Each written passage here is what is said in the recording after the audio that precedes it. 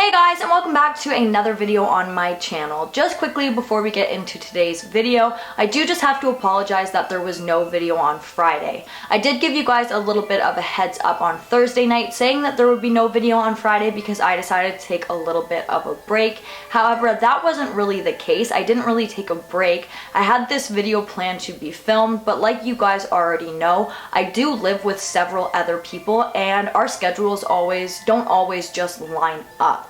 And so in this particular time, my filming schedule and somebody else's schedule kind of crisscrossed over one another, and I just wasn't able to film a video. So today's video was the video that was supposed to go up on Friday, and I am back with another cryptid video. However, this cryptid video is not like every other cryptid video that I've done on my channel up until this point, because today we're going to be talking about specifically encounters with cryptids that I've already talked about.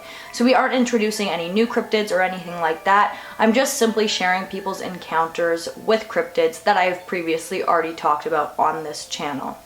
So, before we get into this video, like I always do with my cryptid videos, I do just have to give a little bit of a disclaimer. None of these stories belong to me. I have never encountered any kind of cryptid, and I don't know if that's a good thing or a bad thing. I can't decide if I want to encounter one or not, but none of these stories are mine. I just found them on the internet and decided to put them in a video for you guys for entertainment purposes. So with that all being said, let's get right into today's video, and I am sorry for the super long intro, but anyways, let's get right into it. The first cryptid creature that I wanted to share an encounter with you guys of today is that of a thunderbird. And before we get into this, I do just want to say that thunderbird by far is the hardest cryptid to find encounters with that I have come across so far. And I don't think it's because people don't have encounters with thunderbirds, but I do think it has to play off of the fact that there was a TV show called Thunderbird and then the car. It just makes it really difficult to find any encounter stories.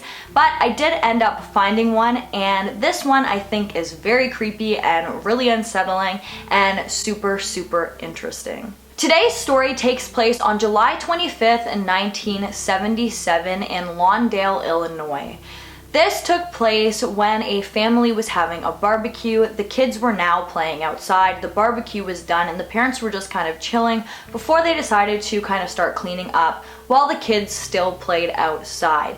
And this entire encounter is relayed to us by a woman named Ruth Lowe. It was around 8:10 p.m. and Ruth and her husband were now cleaning up after the barbecue, but the kids were still outside playing. Ruth at this point was in the kitchen just tending to the dishes or something along those lines, and her husband was in the house as well, although I'm not sure exactly where he was. But where Ruth was standing in the kitchen, she didn't have a good view of the backyard and she couldn't really see the kids. But again, they were in their very own backyard, so she didn't think that this was a big deal until all of a sudden she heard an ear-piercing scream coming from her 10-year-old son, Marlin. Before we move any further in this case, I do just have to say that this is the craziest Thunderbird story that I have come across in quite a while. But anyways, Ruth heard her son scream and motherly instincts kicked in, and she ran outside to see what was going on. And that is when, to her utter horror, she saw two absolutely massive birds flying in a very tight wingtip to wingtip formation, chasing after her son. These birds were absolutely huge and they were flying at a very quick speed, and at this point they had managed to kind of peck at Marlin a little bit, enough that he was bleeding. And just shortly after Ruth got outside, the birds picked up enough speed that they actually picked the 10-year-old 56-pound boy right up off the ground. These massive birds, I believe, somehow managed to pick the young boy up 35 feet above the ground. But Ruth was not having any of this. Motherly instinct, again, is an absolutely amazing thing.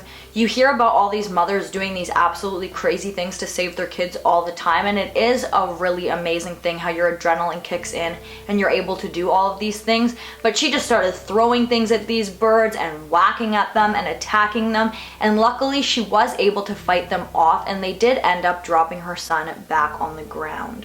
I feel like it's normal in these kinds of situations. After something like this has happened, you don't really know who to call. Do you call the police because it wasn't really an emergency? Do you call like animal control? Who would you call for this specific type of situation? And after thinking about it, Ruth and her husband decided to go down to the police station to report the incident. And that is what they did, but when they got down to the police station and started to tell them how their son was almost abducted by two absolutely insanely large birds, and Ruth even said to them that she believed that this was a thunderbird or a pair of thunderbirds, the police didn't really take the information as you would think, and they pretty much just laughed in the couple's face. And after news broke out about this, the couple, the entire family, Marlon, his siblings, his parents, they all pretty much just became the laughing stock of the town. And they got really badly criticized, and I'm gonna say bullying, because that is exactly what it was. They were being bullied by all of these people in the neighborhood, so bad to the point that Marlon was now known as Bird Boy, and people would start leaving dead birds on the family's property. And that is just absolutely sickening. I don't know why it would be so hard for you to believe that a large bird almost abducted a child. I feel like that is something that isn't that out of this world. I mean, like, it's not really that out of this world. I really don't understand, and I don't understand why you'd pick on somebody for that. A lot of these like bullying situations I personally just don't understand, but this one in particular, I'm like, does that even sound that crazy? Or am I crazy for thinking that it doesn't sound that crazy? I mean, I definitely don't think that it's a reason to pick on somebody, but I don't even think that it sounds that unbelievable. But let me know what you guys think of this particular incident down below, and if you think it sounds believable or unbelievable or anything like that. I personally really believe this one. I think that there are so many species in this world, why wouldn't there be these huge ginormous birds? I definitely think that this is one of the more believable cryptids, and I definitely think that this story sounds very, very plausible. The next cryptid creature that I wanted to include in this video, and I wanted to include an encounter of, is a skinwalker. I personally think that skinwalkers are one of the absolutely most terrifying cryptids that I have ever heard of, and probably one of the most terrifying ones to exist. And so finding a good, really scary cryptid story about skinwalkers online isn't really that difficult because the internet is absolutely crawling with them. So let's get right into this skinwalker encounter. So the person who was sharing this encounter online today, I'm going to call him John, just because I had a really hard time trying to re-narrate it without giving him a name. So anyways, John starts off his encounter by saying that he had heard about skinwalkers his entire life, but he never really believed in them or anything really like that due to the paranormal his entire life until he had an encounter of his very own. John comes from a very small town in Arizona that is located in between two very large native reserves. The town that he lived in was very, very small, and the high school that he attended was also very, very small, with the average number of students being in the school at all times from grades 9 to 12 was about 80 students per year. And so because of this, the school's sports teams and anything like that, they would have to travel for about 5 to 10 hours to go play sports against any other school. So the kids that were on these teams were really used to traveling, and usually when they traveled like this, they would end up spending one night in a hotel after the game or whatever, and then they would wake up the next morning and come home. But this specific trip was a little bit different. This was for a basketball game, and at this time the school really didn't have enough money to put the kids up in a hotel, so they just decided that they would drive there, the kids would play in the basketball game, and then they would all get back on the bus and drive back, meaning that they would be on the road for a total of 12 hours that day. John includes the fact that he was the only male senior on the basketball team this year, but I don't really think that's of too much importance in the story, except to show that he had driven on this bus with the same bus driver several times because he did play a lot of sports for the school, and so he was really used to traveling not only just with the school but with this specific bus driver on this specific bus. So anyways, the team had finished their game and they all got back onto the bus, and about 2 hours into the drive, that is when they entered the border of the first reserve. It was about 2 a.m. at this point, and that is when John noticed that the bus driver really picked up his speed after crossing the border onto the reserve. He was going now about 85 miles per hour, and this seemed a little bit strange to John as he had ridden with this bus driver again several times, and the bus driver had never sped or done anything like that, especially not while there were so many kids on the bus.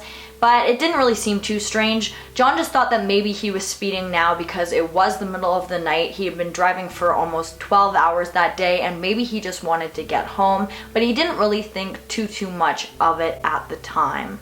Again, it was now very late and the team had just finished playing a very competitive sport, and everybody on the bus besides John and the bus driver had now been asleep. And so because of this, John didn't really have anybody to talk to or anything like that, so he was just looking out the window, kind of observing the Arizona desert. That is when all of a sudden something caught his eye, and that was that there was a figure that was running at an unnatural speed straight towards the bus. He could make out that this was a humanoid figure, and once it got close to the bus, it kept up with the bus's 85 miles per hour speed. He describes how once he got a good look at this, how he said that he was absolutely positive that this thing resembled that of a human. The only difference was that whatever this thing was, its face was looking as if it was painted half black and half white, and it had really bright glowing eyes that John described as looking like that in a rabbit caught in the headlights. And again, this thing was running at an unnatural speed, keeping up pace with the bus. After John had been looking at it for a while, he eventually awkwardly and creepily made eye contact with the creature, and he said that once he did this, he could absolutely not look away. It was as if something was holding his head and his eyes in place. He said immediately after looking at this creature, he knew that it was a skinwalker, and as he was holding eye contact with the creature, all of a sudden it gave him a very creepy ear-to-ear smile, showing all of its crooked yellow teeth. After smiling at John, this creature then got down onto all fours, and his body started to very quickly morph from that of a human into that of a coyote. After the incident, the creature then turned around and just ran back off into the desert. Once this was all over, John was feeling just absolutely horrible, and he went to the onboard bathroom and began to throw up a mixture of food and blood. John said that he originally didn't want to tell absolutely anybody about this encounter for fear that they would either think that he was lying or they would overreact, but he eventually decided to share his encounter with one of his very close Navajo friends. And at this time, she told him that he had to share what he had experienced with the chief. And so he decided to do so, and that is when the chief started to kind of mumble something around him in Navajo and then waved this feather scepter-like thing around him, and then he kind of just left without giving any more of an explanation. The narrator says that since that time, he has moved away from that small town and he hasn't seen a skinwalker since, but if he ever ends up going somewhere where he has to travel through the reserve, he always tries to go around it because this incident absolutely terrified him. Now moving on to the next and last encounter in this video, I decided to include an encounter with a Yowie. And this particular incident happened around 1 a.m. in Victoria, Australia in April of 2013. This person was driving home very late at night, and they had very good car headlights. They lit up the entire road, and they were just driving around a lot of bends and turns when all of a sudden they saw a very large reddish in color creature that appeared as if it was about to cross the road. This encounter, like many other Yowie encounters, is pretty quick, and a lot of these encounters I find do happen while people are driving down the road late at night. But anyways, there were two people in the car, and they were driving down the road at about 60 miles per hour when they saw this very large creature. They said that you could see it very clearly in the lights of the vehicle, and that when the lights hit it, it kind of crunched over as if it looked like it was trying to hide, but before the lights did hit it, it appeared as if it was going to cross the road. They again said that this creature was covered in a thick reddish brownish color hair, and that this creature was absolutely massive, standing anywhere from 7 to 8 feet tall. They were driving too quick at the time to stop and get a look at it, so they drove a little bit a ways down the road, and then they did a U-turn to come back and try and see if they could get another glimpse of this creature. But by the time they had gotten back, the creature was nowhere to be found, although they said that there was a very weird scent in the air that smelled to them like rotten flesh. But guys, that brings us to the end of this video. I do apologize that this video is a little bit shorter, but I hope that you still enjoyed it, and if you did, it would really help me out if you guys would give this video a big thumbs up. Don't forget to comment down below what you'd like to see in my future videos and what you think about these cryptid stories, and don't forget to subscribe and turn on that notification bell so that you don't miss any future videos from me. Thank you so much for watching, and I'll see you in the next one. Bye guys!